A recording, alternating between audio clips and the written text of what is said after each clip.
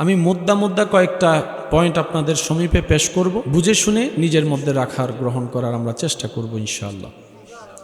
বিশ্ব ব্রহ্মাণ্ডের স্রষ্টা যিনি, ওই সত্তার নাম সবাই আওয়াজ দিয়ে বলুন তো, তিনি কে? আল্লাহ তাআলার প্রত্যেকটা কাজে চমৎকার কিছু হিকমত আছে। কারণ ছাড়া আল্লাহ কোনো কিছুই করেন না। প্রত্যেকটা কাজে আল্লাহ তাআলার প্রত্যেকটা সিস্টেমের মধ্যে কল্যাণ, হিকমত, নিয়ামত লুকায়িত আছে। বলেন সুবহানাল্লাহ। রব্বুল আলামিন যখন আপনাকে, আমাকে, আমাদেরকে বানালেন, চোখ দুইটা সেই স্থানে দিয়েছেন যেখানে চোখ খুলে দেখতে সুন্দর লাগবে। সুবহানাল্লাহ একটু বলি। কল্পনা যদি করি, নাকটা যদি মাথার তালুতে হতো সুন্দর লাগতো? একটু বলি না, সুন্দর লাগতো? কান দুইটা যদি মুখের মধ্যে হতো সুন্দর লাগতো?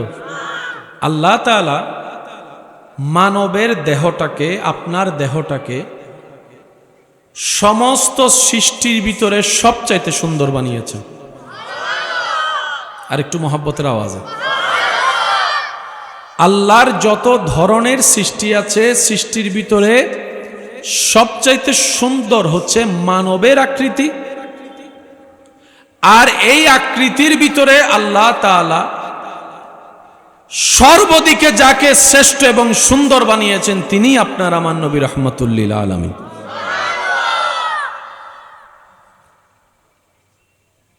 আল্লাহ তাআলা আমাদের নবীকে এমনভাবে সৃষ্টি করেছেন, তুলনা দেওয়ার মতো যে কিছু হবে সেই কিছুটাই রব্বুল আলামিন সৃষ্টি করেনি। একটু জোরে জোরে বলি সুবহানাল্লাহ। অনেক সময় আমাদের সাথে ছায়ার একটা তুলনা হয়। আল্লাহ তাআলা নবীকে এমন শান দিয়েছেন, ছায়া মুক্ত বানিয়ে দিয়েছেন। সৃষ্টি জগতে, রবের সৃষ্টিতে কারো আঙ্গুল দেওয়ার, খুদ বের করার যেখানে কোনো অধিকার নেই, আল্লাহ সব সৃষ্টিকে নিখুঁত বানিয়েছেন আপন আপন জায়গায়। সুবহানাল্লাহ বলি না?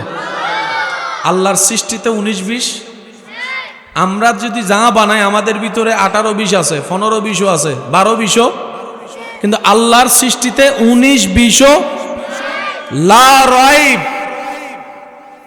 যেখানে বিন্দু পরিমাণ কোনো সন্দেহ নেই। আর একটু আস্তে করে বলেন সুবহানাল্লাহ। সেই আল্লাহ যাকে নিজে থেকে নবীদের ইমাম বানিয়েছেন, সেই আল্লাহ নিজে থেকে যাকে হাবিবুল্লাহ বানিয়েছেন। এগুলো বুঝার মতো একটু বিষয়। সেই আল্লাহ নিজে থেকে যাকে শেষ নবী বানিয়েছেন, সেই আল্লাহ নিজে থেকে যার উপরে কোরআন নাজিল করেছেন, সেই আল্লাহ নিজে থেকে যাকে মেরাজে নিয়ে গিয়েছেন। যেখানে আল্লাহর সিদ্ধান্তে কোনো ভুল নাই, যেখানে আল্লাহর সৃষ্টিতে কোনো খুঁত ধরার কারো ক্ষমতা নাই, সেই আল্লাহর কুদরতি ব্যবস্থাপনায় স্পেশাল ভাবে, সুপার স্পেশাল ভাবে আল্লাহ যাকে সৃষ্টি করেছেন, তৈরি করেছেন, তিনি আপনার আমার নবী রাহমাতুল লিল আলামিন। সুবহানাল্লাহ। শিল্পীর শিল্পতে শিল্পর প্রশংসা হয়। প্যান্ডেল কে করেছে আমরা জানি না, কিন্তু প্যান্ডেলটা দেখে যখন সুন্দর লাগবে, একজন এসে যখন বলবে যে আয়োজনটা সুন্দর হয়েছে, যিনি করেছেন প্যান্ডেল, ওনার দিলটা খুশি হয়ে যাবে। বাহাদুরি কি প্যান্ডেলের নাকি যে করছে তার? বলেন না একটু, আপনারাই বলেন, যে করছে?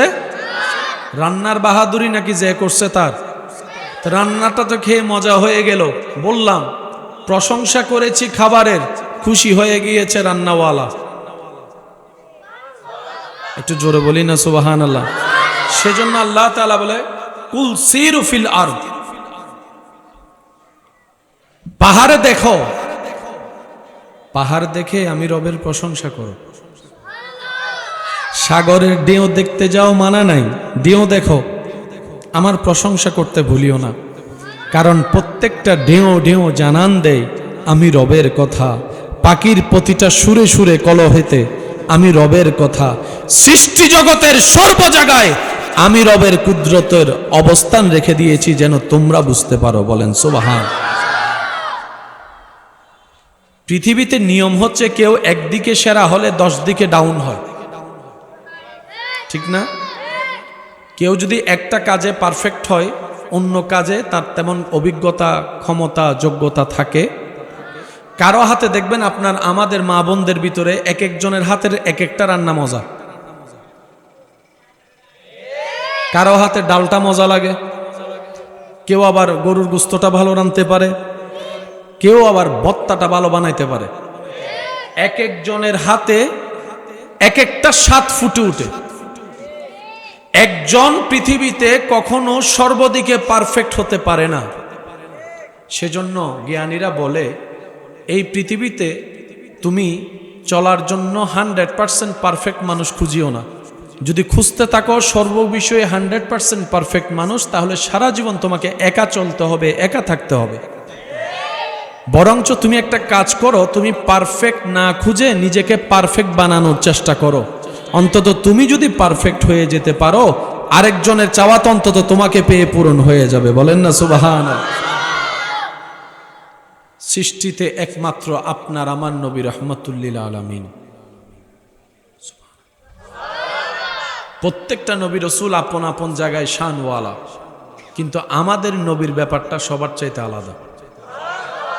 সবাই যখন প্রশংসা করে ইউসুফ আলাইহিস সালামের সৌন্দর্যের, অসাধারণ সুন্দর ইউসুফ নবী, যাকে দেখে মুগ্ধ হয়ে নারীরা আপেল লেবু কাটতে গিয়ে আঙ্গুল কেটে ফেলেছে, ছুরি চলেছে, রক্ত প্রবাহিত হয়েছে, ওই ব্যথারও খবর নাই, এত মুগ্ধ হয়েছে। যে ইউসুফ নবীকে দেখে হাসরের ময়দানে সেই ইউসুফ নবীও অপলক নয়নে মুগ্ধ হয়ে তাকিয়ে থাকবেন যার চেহারার দিকে, তিনিই হচ্ছেন আপনার আমার নবী রাহমাতুল লিল আলামিন। তারা সুন্দর, চাঁদও সুন্দর, সবাই আপন আপন জায়গায় সুন্দর, কারো সৌন্দর্যের মধ্যে কোনো কম নাই। ইউসুফ নবী সুন্দর, সন্দেহ নাই, কিন্তু ইউসুফ নবী আমাদের নবীর সৌন্দর্য দেখে মুগ্ধ হয়ে থাকবে। আর একটু জোরে। যেমন জান্নাতে যে সমস্ত দুনিয়ার মা বোনেরা যাবেন, আমরা সবাই জানি হুর কল্পনার বাইরে সুন্দর। হুরের মতো সুন্দর সৃষ্টিতে আর কিছু নাই। হুর মহামারী সুন্দর। নবী রাহমাতুল লিল আলামিন বলে, আল্লাহর বান্দি, আমি নবীর উম্মত যারা জান্নাতে যাবে মহিলাদের ভিতরে, আল্লাহ তাআলা তাদেরকে জান্নাতে প্রত্যেকটা দিন সৌন্দর্য বাড়াতে থাকবেন, উইথাউট মেকআপ। সুবহানাল্লাহ জোরে বলি। উইথাউট ওই ফেয়ার আর লাভলি, উইথাউট এটা জান্নাতি রমণীদেরকে আল্লাহ তাআলা প্রত্যেকটা দিন নিজ কুদরতের নিয়ামতে সৌন্দর্য বাড়াতে থাকবেন, সৌন্দর্য বাড়াতে থাকবেন, সৌন্দর্য বাড়াতে থাকবেন। আজকে যে মাত্রায় সুন্দর, কালকের মাত্রাটা একটু বেড়ে যাবে। ওই নবী রাহমাতুল লিল আলামিন বলে, যেই হুরের প্রশংসা বিশ্বব্যাপী, সেই হুর পর্যন্ত তাকিয়ে থাকবে অপলক নয়নে জান্নাতেই নারীদের প্রতি। সুবহানাল্লাহ। হুর আপন জায়গায় সুন্দর, কিন্তু যখন চলে আসে কথা রবের বান্দার নবী রাহমাতুল লিল আলামিনের উম্মতের, তখন ব্যাপারটা ভিন্ন হয়ে যায়, শানটা ভিন্ন হয়ে যায়, আলোচনা ভিন্ন হয়ে যায়। হুরের জায়গায় সুন্দর, নবীর উম্মত তার চেয়ে বেশি সুন্দর। প্রশ্নকারী প্রশ্ন করে, আরে হুর তো সুন্দর, নবীর উম্মত সুন্দর হয় কেন? বিশেষ করে বলে যে হুরের সাথে নবী মুস্তাফার কোনো সম্পর্ক নাই, কিন্তু এর সাথে নবীর সাথে উম্মতের নবীর সম্পর্ক হয়েছে। সুবহানাল্লাহ। পৃথিবীতে নিসবত বড় দামি জিনিস, সম্পর্ক বড় দামি জিনিস। সেজন্য যদি সম্মানওয়ালার সাথে সম্পর্ক করা যায়, নেককারদের সাথে সম্পর্ক রাখা যায়, আপনার ইজ্জত স্ট্যাটাস অটোমেটিক আল্লাহ প্রদত্ত বাড়তে থাকবে।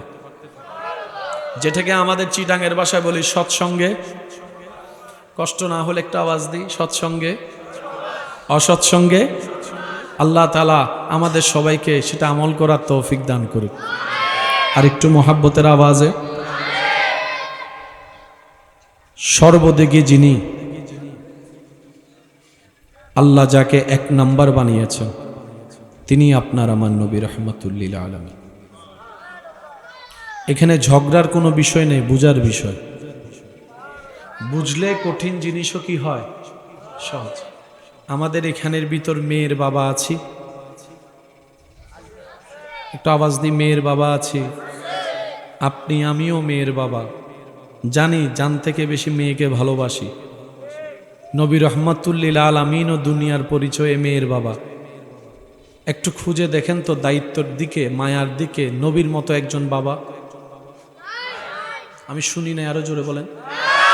নবীর মতো একজন ইমাম, নবীর মতো একজন দায়িত্ববান, নবীর মতো একজন মায়া করনেওয়ালা, নবীর মতো একজন অন্যের জন্য উপকারের জন্য ভাবনেওয়ালা, নিজে আঘাত খেয়ে রক্তাক্ত হয়ে অন্যের জন্য দোয়া করনেওয়ালা নবীর মতো আপনারা খুঁজে দেখেন, বলেন আছে? আরো জোরে বলেন আছে? আরো জোরে বলেন আছে? যুদ্ধের লিডারশিপের মধ্যে নবীর মতো একজন বিজ্ঞ, অভিজ্ঞ, উপযুক্ত লিডার, একজন ভাইয়ের ক্ষেত্রে, বন্ধুর ক্ষেত্রে নবীর মতো। আল্লাহ তাআলা সর্বচরিত্রে, সুবহানাল্লাহ জোরে বলি, সর্বচরিত্রে আল্লাহ যাকে রোল নাম্বার 1 দিয়েছেন, তিনি আপনার আমার নবী রাহমাতুল লিল। অন্য সব দিকে আপনি আমি মোটামুটি নাম্বার পাইলো, স্যার স্বামী হিসেবে কয়জন 100 কত পাই দেখি, স্যার বউর থেকে যা একটু লিখিয়ে নিয়েছে আর 100 হত দিবে, হ বউ হবদের সৈন্য নিচে কিছু তাইলিয়ান হ। বাস্তব না বাস্তব বলেন না রে ভাই? কয়জন স্বামী আছি স্ত্রীর চোখে ভালো, মায়াবিন্য জিনিস লিগেলি ভাবে খুঁজেও পাওয়া যাবে না, কিন্তু স্বামী হিসেবে আমাদের নবী রাহমাতুল লিল আলামিনের মতো একজন স্বামী বিশ্বভ্রমণে, বিশ্বভ্রমণে বলেন, বিশ্বভ্রমণে। আমি বলতে থাকবো, আপনারা শুধু সুবহানাল্লাহ বলতে থাকবেন। দেখি কিভাবে বলবেন, একটু বলি, শুনেন তো। হয় না আশেকের আওয়াজে বলেন সুবহানাল্লাহ, সাই সিডেঙ্গে আওয়াজ একবার হন সুবহানাল্লাহ। আল্লাহ আমাদের নবীকে কেমন বানালেন, সুবহানাল্লাহ। যার চুল মোবারকের মতো কোনো চুল পৃথিবীর বুকে কেউ দেখেনি, যার চোখ মোবারকের মতো চোখ পৃথিবীর বুকে কখনো কেউ দেখেনি, যার শরীর মোবারকের গঠনের মতো এত সুন্দর গঠন পৃথিবীর বুকে কেউ দেখেনি, যার কথা মোবারক শুনলে আমরা তো অন্যের কথায় বানিয়ে বলি তোমার কথাই ফুল ঝরে, সত্যিকার ফুল ঝরনেওয়ালা কারো কথাই, সেটাই আপনার আমার নবী রাহমাতুল লিল আলামিন। আওয়াজ মোবারকটা না বেশি ছোট ছিল, না বেশি বড় ছিল, না বেশি নরম ছিল, না বেশি কর্কশ ছিল, যার কানে যেভাবে শুনলে ভালো লাগবে ঠিক নবী রাহমাতুল লিল আলামিনের জবান থেকে সেই সুরে, সেই আওয়াজে, সেই শব্দগুলাই বের হতো, যেই শব্দগুলা শুনলে সামনের জনের হৃদয় শীতল হয়ে যেত। সুবহানাল্লাহ। নবী রাহমাতুল লিল আলামিন দেখতে কেমন ছিলেন, যারা কাছ থেকে দেখেছে তারা বলে নবী রাহমাতুল লিল আলামিনের মতো আমার জীবনে এই চোখে আমি কাউকে দেখিনি। যারা দূর থেকে দেখেছে, দেখার জন্য বারবার তাকাইয়া থাকার জন্য পাগল হয়ে গিয়েছে। জিব্রাইল আলাইহিস সালাম বলে আল্লাহ তাআলা আমি জিব্রাইলকে সুযোগ দিয়েছেন, অনুমতি দিয়েছেন। আমি জিব্রাইল পৃথিবীর শেষ মাথাতে গিয়েছি, পূর্ব শেষ মাথা, পশ্চিমের শেষ মাথা, উত্তরের শেষ মাথা, দক্ষিণের শেষ মাথা। আমি জিব্রাইলকে আল্লাহ দয়া করেছেন, আমি প্রথম আসমান দেখেছি, দ্বিতীয় আসমান দেখেছি, সুবহানাল্লাহ বলতে থাকি, তৃতীয়, চতুর্থ, পঞ্চম, ষষ্ঠ আমি জিব্রাইলের দেখা হয়েছে, সপ্তম আমার জানা আছে, সিদরাতুল মুনতাহার এরিও আমার জানা আছে। আল্লাহ অনুমতি দিয়েছেন, আমি গিয়েছি জান্নাতের ভিতরে প্রবেশ করার, আল্লাহ আমাকে দয়া করেছেন, আমি ঢুকতে পেরেছি। আমি দেখেছি জিব্রাইল জান্নাতের রং কেমন, জান্নাতের আলো কেমন, জান্নাতের ফল কেমন, জান্নাতের সৃষ্টি কেমন আমি দেখেছি। আমি জিব্রাইল অনেক অভিজ্ঞতা আছে, আমি অনেক দেখেছি। আমি আদম নবীর চেহারা দেখেছি, মূসা নবীর চেহারা দেখেছি, ঈসা নবীর চেহারা দেখেছি, দাউদ নবীর চেহারা আমি দেখেছি, ইউসুফ নবীর চেহারাও আমি দেখেছি। কিন্তু নবীকে দেখার পরে বলে জিব্রাইল বলে আমি আমার খোদার কসম করে বলছি, আল্লাহর কসম করে বলছি, শপথ আল্লাহ যার কুদরতি হুকুমে আমি জিব্রাইলের জান, আমার এই চোখে আপনি নবীর মতো আমি জিব্রাইল আর দেখি নাই, আর দেখি নাই, আর দেখি। আল্লাহু আকবার।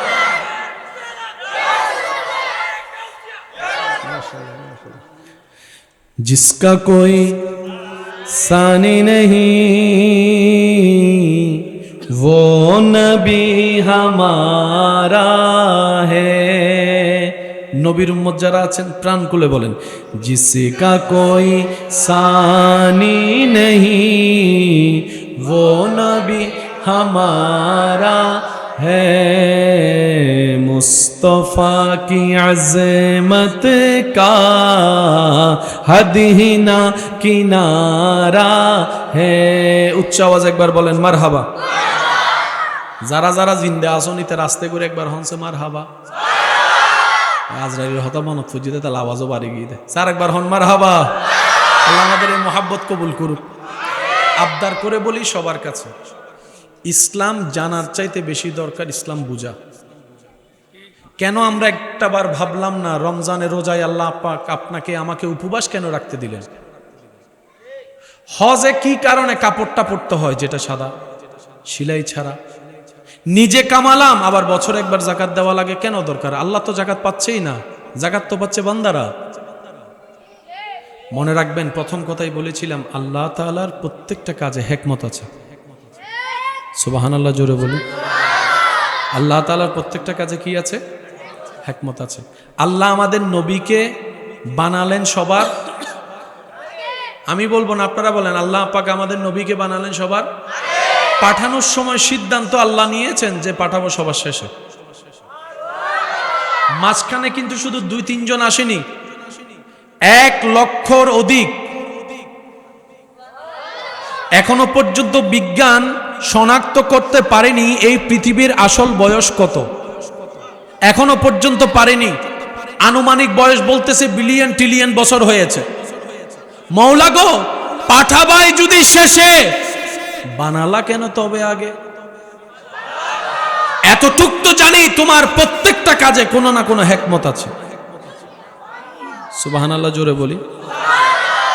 আর আল্লাহ তাআলার প্রত্যেকটা কাজে রাজি থাকাই হচ্ছে বান্দার কাজ।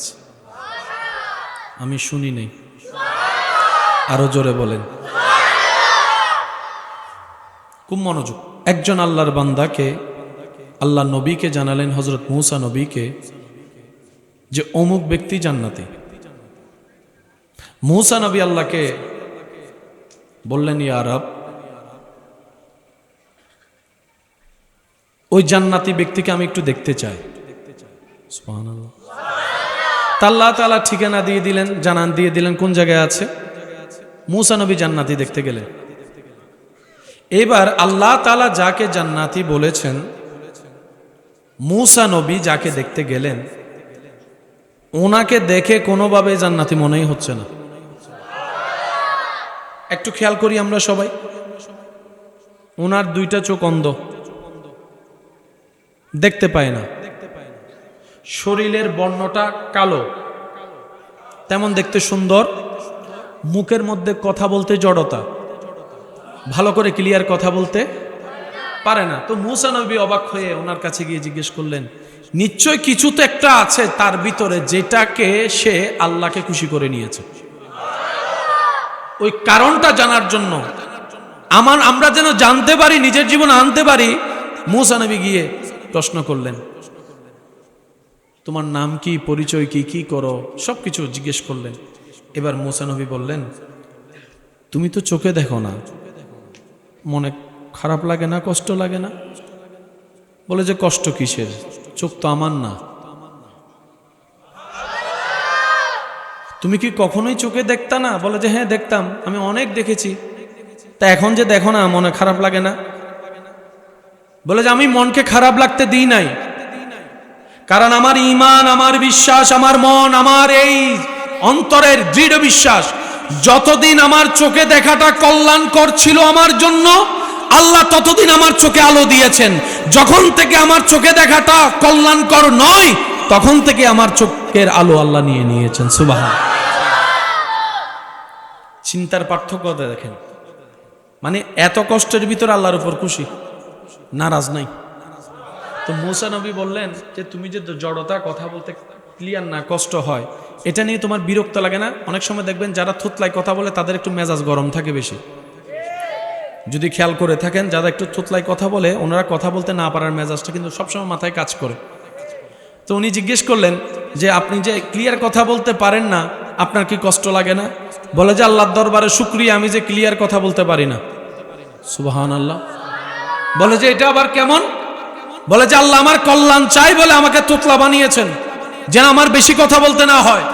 কারণ বেশিরভাগ মানুষের নেক আমল নষ্ট হয় মানুষের গীবত করার কারণে, বদনাম করার কারণে, সম্পর্ক নষ্ট হয় রাগের কারণে, বকাঝকার কারণে, বিভিন্ন সম্পর্ক নষ্ট হয়ে যায় পিন লাগাই দেওয়ার কারণে। আমার এই তুতলার কারণে অন্তত এই গুনাহ থেকে আল্লাহ আমাকে বাঁচাই ফেলছে। সেজন্য বলা হয় ইন্নামাল আমালু বিন্নিয়াত। সুবহানাল্লাহ। আপনার আমার যদি নিয়তটা পাক্কা হয়, ঈমানটা শক্ত হয়, রবের উপর তাওয়াক্কুল হয়, ছোট্ট ছোট্ট নেক কাজ যেটা দুনিয়াতে চোখেই লাগে না, হাসরের ময়দানে গিয়ে দেখবেন সেটা বিশাল আকারের পাহাড়ের সওয়াব হয়ে গিয়েছে। সুবহান। আর একটু মহাব্বতের আওয়াজে বলেন সুবহানাল্লাহ। এতদিন না পারলো অন্তত আজকে থেকে চেষ্টা করব কোনো প্রকার হা হুতাশ ছাড়া, কমপ্লেন করা ছাড়া আল্লাহর মর্জিতে নিজেকে খুশি রাখা। হ্যাঁ, শয়তান থাকতে দিবে না, শয়তান থাকতে।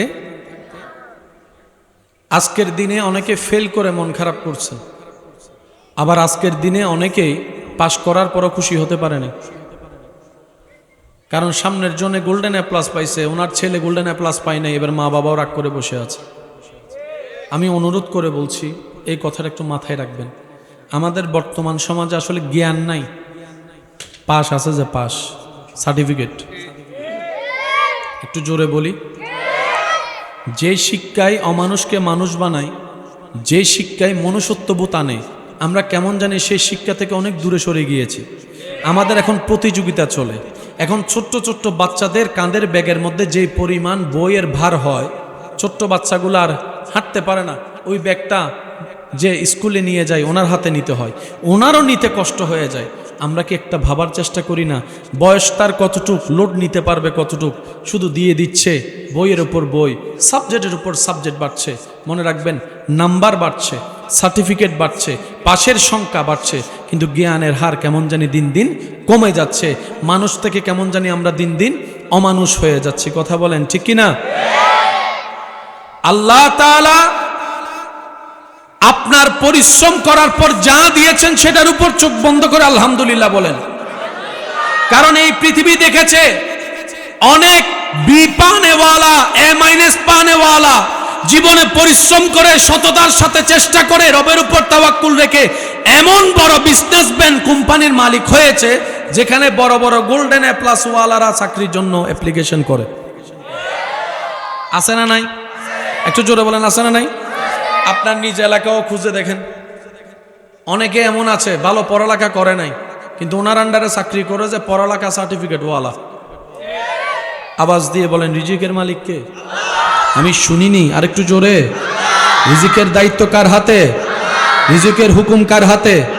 সুতরাং ডান বাম দেখার চিন্তা করার দরকার নাই, শুধু আমাদের আল্লাহর উপর তাওয়াক্কুল দরকার, আল্লাহর ভয়ের সাথে চলা দরকার, নবীর প্রেম অন্তরে রাখা দরকার, যতটুক সম্ভব সততার সাথে চলার চেষ্টা করা দরকার। বিপদ আসবে কারণ এটা দুনিয়া, মুসিবত আসবে কারণ এটা দুনিয়ার রাস্তা। আপনার সামনে অসাম্বিক হঠাৎ হঠাৎ করে অকল্পনীয়ভাবে বিপদ চলে আসবে, কারণ এটা জান্নাত নয়, এটা দুনিয়া। এটা দুনিয়া, দুনিয়া মানে যুদ্ধের ময়দান, আর আমরা সবাই হচ্ছেন এক একজন যোদ্ধা। আপনি যদি কষ্ট থেকে পালিয়ে সুইসাইড করে আপনি চলে যেতে পারবেন, কিন্তু যে কষ্ট থেকে বেঁচে আপনি কবরে যাচ্ছেন সেখানের কষ্ট কম হবে না। এখানের কষ্ট তো অন্যের কাঁধে মাথা রেখে চোখের পানি ফেলে কিছুটা হালকা হতে পারেন, কবরে তো সেই সুযোগটা আর নেই। সেজন্য মনে রাখবেন, আল্লাহর বান্দা কখনো হার মানে না, আল্লাহর বান্দা কখনো পিছপা হয় না। আল্লাহর উপর তাওয়াক্কুল রেখে সামনের দিকে চলতে থাকে, যা হবার তা দেখা যাবে। পরাজিত হলো, যুদ্ধ করে পরাজিত হব। কথা বলেন ঠিক কিনা? আল্লাহু আকবার।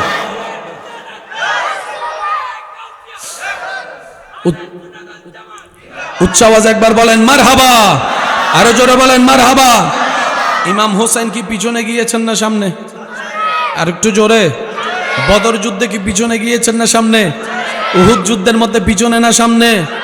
কারণ এই সামনে যাওয়ার সাহসটা শরীরের শক্তি নয়, এটা রবের উপর তাওয়াক্কুল করার শক্তি ছিল, মনের মধ্যে ঈমানি পাওয়ার ছিল, যার কারণে পিছপা হয় নাই। বলে যে জান দিলে দিব, হকের উপর দিব, সত্যের উপর দিব। সুবহান।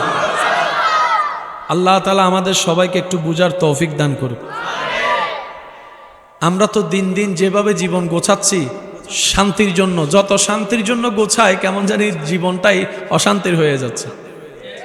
একটু কথা বলেন না? প্ল্যানিং যখন আমরা করি খাজনার চাইতে ওয়া সিডেঙ্গা কলা কেন হয় না খাজনার তুন, আমরা যখন প্ল্যানিং করি এটা দেখা যায় একরকম হয়ে যায়। সেজন্য প্ল্যানিং নিজে করতে নেই। আপনি চাইবেন সবকিছু রবের উপর ছেড়ে দিবেন, উনি দেন। উনি কাউকে মারুম করেন, উনি ফেরাউনকে দিছে, আপনাকে দিবে না কেন? নমরুদের মতো বেয়াদবকে দিছে, আপনি কেন মারুম হবেন? আপনাকে দিবে, কিন্তু দেওয়ার সময় তারিখ সালটা আসতে হবে তো। এখন আল্লাহ তাআলা আপনার তকদিরে রেখে গিয়েছেন যে আমার বান্দাকে আমি 2035 সালে দিব। এখন আপনি আমি যদি এই সাল থেকে কান্না করে করে আর নদের হয়ে সুইসাইড করে ফেলি, তাহলে 35 সাল আর কে পাবে? আর সেজন্য সবচেয়ে বুদ্ধিমান তারা যারা রবের হুকুমের অপেক্ষা করে। সুবহানাল্লাহ বললেন। আপনাদের একটু সচক্ষে দেখলে মনে হয়, দেখবেন যারা অন্যায় কাজ করে তারা ভালো আছে, যারা সুদের সাথে আছে তারা কেমন জানি শাইনওয়ালা জীবন করে। বলেন বলেন বলেন। যারা হক হালালে সতের ব্যবসা করে কাস্টমারও নাই, একটু বলেন না। যারা 2 নম্বরই করে তাদের সম্মানও বেশি, দামও বেশি, সব দিক দিকে ফেসিলিটি। যারা হক পথে চলে তাদেরকে কেউ কথাও বলতে দেয় না। আছে আছে আছে, আওয়াজ দেন না। আছে যারা অন্যায়ভাবে চলে, যারা নামাজ পড়ে না, যারা ইবাদত করে না তারা একদম সুস্থ ফিটফাট, যারা ইবাদত করে তারা এই রোগ ওই রোগ এমন রোগ, যার কারণে আমরা অনেক সময় একটু দ্বিধাদ্বন্দ্বে পড়ে যাই। যে ভালো যতক্ষণ খারাপ ছিলাম টাকার অভাব হয় নাই, যখন থেকে তওবা করে ভালো হতে শুরু করলাম পানির অভাব, শৈলের অভাব, ডালের অভাব, এমনকি লবণের অভাব। আল্লাহ মামেলা কি? যতদিন নামাজ পড়ি নাই, জুতা আমার হারাই নাই, যেদিনে ভালো হওয়ার জন্য মসজিদে নামাজ পড়তে গেছি সবার জুতা আছে। হয় কি হয় না? আওয়াজ দিয়ে বলেন, হয় কি হয় না? সবার সাথে কি হয়, কিন্তু স্টাইল ভিন্ন হয়। মাথায় রাখবেন এটা। এটা কখন হয়? যখন আল্লাহ তাআলা আপনাকে পরীক্ষা করতে চায় তখন হয়। সুবহানাল্লাহ জোরে। আল্লাহ পরীক্ষা করতে চায় যে তুই কি মন থেকে আসতেছস, তো একটু দেখি। এবার আপনি বললেন আল্লাহ আমার পরকাল শান্তির দরকার, আমি যা করছি তওবা, আমাকে মাফ করে দাও, আমি তোমার পথে আসতে চাই। আল্লাহ তাআলা বললেন আমার পথে আসতে গেলে তোকে কষ্ট পাইতে হবে, আযাব পাইতে হবে, অপমান পাইতে হবে, বদনাম পাইতে হবে, আপনরাও তো শত্রু হয়ে যাবে। যদি কষ্ট নিতে পারো সজ্ঞানে তাহলে আয়। আল্লাহ বলে শোনার মতো কান আমাদের। যখন আপনি আমি সৎপথে চলার চেষ্টা করি তখন ওই পরীক্ষাগুলো আসে। তা আল্লাহ যখন পরীক্ষা করে, যেটা আপনার আমার কাছে কষ্ট মনে হয়, আসলে এটা কষ্ট না, এটা আমাদের জন্য মহা উপকার। যদি আমরা আখিরাতে চশমাটা দিয়ে দেখতাম, সেটা আল্লাহ কি করেন? আল্লাহ তাআলা দুনিয়াতে কষ্ট দিয়ে আমাদেরকে জাহান্নামের আযাবের কষ্ট থেকে বাঁচায় দেন। দুনিয়ার কষ্টের মাত্রা হচ্ছে 100 ডিগ্রি, হাসর জাহান্নামের কষ্টের মাত্রা হচ্ছে 1,00,000 ডিগ্রি। আল্লাহ 1,00,000 ডিগ্রি আগুন থেকে বাঁচানোর জন্য এই 100 ডিগ্রি গায়ে জ্বর, 102 ডিগ্রি, 103 ডিগ্রি, আপনি কাঁপতেছেন। মাইনলে ভিড়ের বালা ওই দিন আইলে অধ্যায় তো শয়তান তখন এসে আপনাকে কান পরা দেয়, বললাম যেন বালানো হই বেল্লাই, তোরা হন হই বালা হই বেল্লাই, তোরে কে বলছে বালা হইতো, কে বলছে নামাজ পড়তো, দেখছস এতদিন তোর মাথা চক্কর দিছে, দেয় নাই, এই দেখ নামাজ পড়তে গেছস তুই মাথা চক্কর দেওয়া শুরু। সেই জন্য তো বলতেছি অসুস্থ হবি, চলে আয় চলে আয়। আমাদের মতো যারা দুর্বল তারা চলে যায়, ওর কথার ফাঁদে পড়ে যায়। যারা ইমানদার তারা বলে যা হওয়ার হোক, যেমন হওয়ার হোক, আমার রব যেটা করে খুশি আমি বান্দা সেটা পেয়ে খুশি। কারণ আমার নিজের বলতে কিছু, আমি আমাকে যেটা আমি বলছি এই আমিটা উনার। সুবহানাল্লাহ বলি। আমার চোখ আমার মা বাপ দেয় নাই, আমার রব দিয়েছেন। আমার কথা বলার জবান আমার রবের দান, আমার কাজ করার হাত আমার রবের দান, আমার দাঁড়ানোর পা আমার রবের দান, শক্তিটা আমার রবের দান, জ্ঞানটা আমার রবের দান, আফাত ও মস্তক আমার রবের দান, রিজিকও আমার রবের দান। সবকিছু কার? বলেন না, সবকিছু কার? তাহলে আমাদের মালিকটাকে, তা মালিকের যা মন চায় তাই না করবে। গোলামের নাক গলানোর কোনো সুযোগ। বুদ্ধিমানরা এই জায়গায় পাশ হয়ে যায়। আমরা পাওয়া না পাওয়ার হিসাব করতে করতে ফেল। অন্তত আজকের মাহফিল থেকে আমরা একটা জিনিস শিখি, বিস্তারিত তার মনে রাখা সম্ভব না। কারণ দেখবেন মানুষের জীবনটা বড় অদ্ভুত। যা ভুলতে চায় তা মানুষ ভুলতে পারে না। বারবার মনে পড়ে, বারবার স্মরণ পড়ে যে দুঃখের কথা, কষ্টের কথা মানুষ ভুলতে চায়, এটা ভুলতে পারে না। আর কোন একটা জরুরি জিনিস মনে করতে চাইলে মনেই পড়ে না। ওই জিনিসটা কোথায় রাখছি মনেই পড়ে না। অনেক সময় কথা বলতে গেলে, কারো নাম বলতে গেলে কি জানি নাম, কি জানি নাম, মনেই পড়ে না। অথচ 7-8 বছর 10 বছর আগে কি কথা বলছে, কে কষ্ট দিছে আজীবন মনে পড়ে। আমার অপমান করছে, আমাকে অপবাদ দিয়েছে, আমাকে কষ্ট দিয়েছে, আমাকে বাদ দেয় নাই। বড় অদ্ভুত জীবন আমাদের। তো দুনিয়াতে যতদিন আমরা থাকবো এগুলা চলবেই। তো যেহেতু কষ্টও আছে, বাঁচার রাস্তাও করে দিয়েছেন কে? আর সে রাস্তা যেখানে গেলে পাওয়া যায় এটাই হচ্ছে ইন্নাদ-দীনা ইনদাল্লাহিল ইসলাম। বলেন সুবহানাল্লাহ। দুনিয়াতে কিভাবে বাঁচা যায়, আখিরাতে কিভাবে বাঁচে শান্তি জীবন পাওয়া যায়, এই সব সলিউশন এক জায়গায়। সেটা হচ্ছে আল ইয়াউমা আকমালতু লাকুম দীনাকুম ওয়া আতমামতু আলাইকুম নি'মাতি। ওই ইসলাম ধর্মে। বলেন না সুবহানাল্লাহ। আপনাদের কি কষ্ট হচ্ছে? আমার কথা বলতে স্বাচ্ছন্দ্য বোধ করছি, সেজন্য আমি দিল থেকে বলার চেষ্টা করছি। আশা করি আপনারাও দিল থেকে নেওয়ার চেষ্টা করবেন। আল্লাহ আমাদের এই মহাব্বত কবুল করুক। আরেক কান আস্তে করি। ইমানদার ভাই, আমাদের নবী রহমাতুল্লিল, যিনি সর্বদিকে রোল নাম্বার, বলেন সর্বদিকে রোল নাম্বার। এক কথায় বুঝবেন, স্রষ্টার পরেই সৃষ্টিতে প্রথম যার স্থান। আবার ফেঁস লাগাই ফেলেন না, বলে যে তুলনা দিচ্ছে। আমি বলছি স্রষ্টা, উনি স্রষ্টাই। কয়জন? আর সৃষ্টিতে, সৃষ্টির কোনো হিসাব। এ যত নাম্বার আপনি বাঁচাতে পারেন, সব নাম্বার বসানোর পরে এক নাম্বারে যার নামটা লিখতে হবে, তিনি নবী রহমাতুল্লিল আলামিন। এবার আসুন আমরা একটা জিনিস বুঝার চেষ্টা করি। এই পৃথিবীতে চলার জন্য, টিকার জন্য, ভালো সম্পর্ক করার জন্য প্রশংসার দরকার আছে না? আপনার বোন বিয়ে দিবেন, খবর নিতে গেছেন, ছেলের যদি প্রশংসা না করে এলাকাবাসী, বিয়ে দিবেন? আর যদি বলে যে না ছেলে খুব ভালো, চোখ বন্ধ করে দিয়ে দিবেন। এটাই তো। তাহলে আমার বিয়ে হওয়ার জন্য, আপনার বিয়ে হওয়ার জন্য আরেকজনের প্রশংসার প্রতি আপনি আমি মুখাপেক্ষী। কিন্তু আমরা সেই কাজটা করি না। আমরা করি যে বিয়ে যদি খবর নিতে আসে, চিনে না চিনে, ফুয়াত তোয় নজনা দিবেল্লাই এনে নাই ফানলার কেন মায়ে ফুয়া নজনা দিবেল্লাই দর দে ওইন জ্বলাই দিব, ওই নই। তো তারা জিজ্ঞেস করে, তুই যে ওর নামে ভনি দিছস, তুই ওরে চিনস? কয় না। ওর বাপের চিনস? না। ওর গ্রাম চিনস? না। তুই বলছস কেন? দে এনে মজা লাগিয়ে দে, হই দি।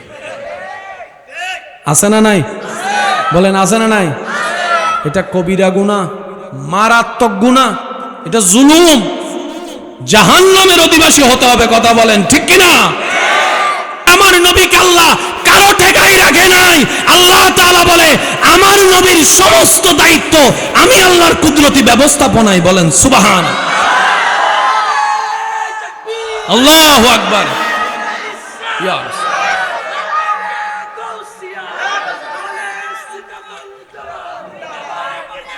উচ্চ আওয়াজ একবার বলি মারহাবা। এবার আপনাদের থেকে রায় নিব, আপনারা ফুল বলি আমাকে আওয়াজ দিয়ে সহযোগিতা করবেন। সংসার চালানোর জন্য ইনকামকারীর দরকার আছে না নাই? বাজার আনার জন্য ইনকামকারীর দরকার আছে না নাই? তো ইনকামের দায়িত্বগুলো কারা নাই? বিশেষ করে বাবা, স্বামী, ভাই, ছেলে। চারটা কয়? বাবা, স্বামী, ছেলে, ভাই। এই চার গ্রুপেই তো মোটামুটি সংসার চালায়, বাজারের ব্যবস্থা করে, ঘাম জড়ায় ইনকাম করে, পরিবারকে খাওয়ানোর জন্য নিজের শরীরটা পর্যন্ত দেখে না পুরুষ জাতি। কথা বলেন ঠিক কিনা? শরীরে বলে কাজ করতে পারবো না, ওভারলোড হয়েছে, সেখানেও যেই জন নিজের মনকে শোনায় তোকে করতে হবে তোর ছেলে মেয়ের মুখে হাসি ফুটানোর জন্য, সুন্দর কাপড় দেওয়ার জন্য, পড়ালেখা করানোর জন্য, ওটার নাম বাবা। বাবারা নিজেদের কষ্টের দিকে তাকায়। আল্লাহ তাআলা আমাদের নবীকে পাঠাচ্ছেন, পাঠানোর আগে বাবাকে নিয়ে গেছেন।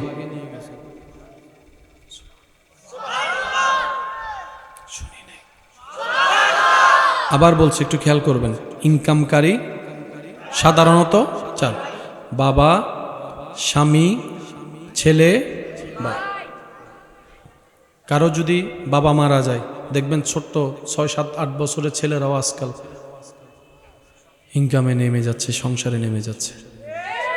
আমি এখানে আপনাদেরকে সবার উদ্দেশ্যে একটা অনুরোধ করব, কখনো যদি জীবন চলার পথে রাস্তাঘাটে গাড়িতে কাউকে দেখেন যে কিছু জিনিস বিক্রি করছে, প্রয়োজন না হলেও নেওয়ার চেষ্টা করেন। কারণ ওই ব্যক্তিটা ওই ভিক্ষা করার চাইতে পরিশ্রম করে খাওয়াটাকে হয়তো বেশি পছন্দ করছে। আপনি আমি যদি সে জায়গায় একটু সহযোগিতা না করি, ওনারা উৎসাহটা পাবে কোথায়? ওনারা যদি দেখে ভিক্ষুক পাচ্ছে, আমি দিতে নিষেধ করছি না, কিন্তু ওটা বলছি ভিক্ষুক পাচ্ছে, কিন্তু উনি জিনিস নিয়ে এসেও যদি বিক্রি করতে না পারে, তখন আপনি আমি বলবো ভিক্ষা করে শরীর তো সুস্থ আছে, কাজ করে খাও না কেন, ভিক্ষা করে কেন খাচ্ছ, আমরাই বলি।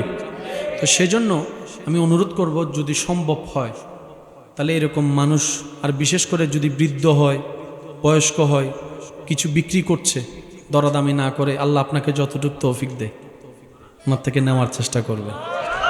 তাহলে ওনাদের কাজটাও হবে, দোয়ায় দোয়া হবে, উৎসাহে উৎসাহ হবে। আল্লাহ তাআলা আমাদের একজনকে আরেকজনের সহযোগিতাকারী হিসেবে কবুল করুক। একজন আরেকজনের মুখে হাসি ফুটানোর সর্বোচ্চ চেষ্টা করার আল্লাহ আমাদের সবাইকে তৌফিক দান করুক। ইনকামকারী হয়তো বাবা, না হয় স্বামী, না হয় ছেলে, না হয় ভাই। এবার নবীর পরিবারটা চিন্তা করেন। নবী আসার আগে আল্লাহ নবীজির আব্বাকে নিয়ে এসেছেন। সুবহানাল্লাহ, জোরে বলি। সন্তান আসার আগেই আল্লাহ মা আমেনার স্বামীকে নিয়ে আসছেন। ইনকাম করার মতো, ঘর চালানোর মতো তেমন ঘরে কেউ, একটু বুঝে শুনে বলি, কখনো কি একবার ভাবার চেষ্টা করেছি ফ্যামিলিটা চলেছে কিভাবে, বাজারটা হলো কিভাবে, ইনকামটা আসলো কিভাবে? আরো জোরে নবীর উম্মত মোহাব্বতের আওয়াজে বলেন সুবহানাল্লাহ। ইনকামকারী দুনিয়ার চোখে নেই,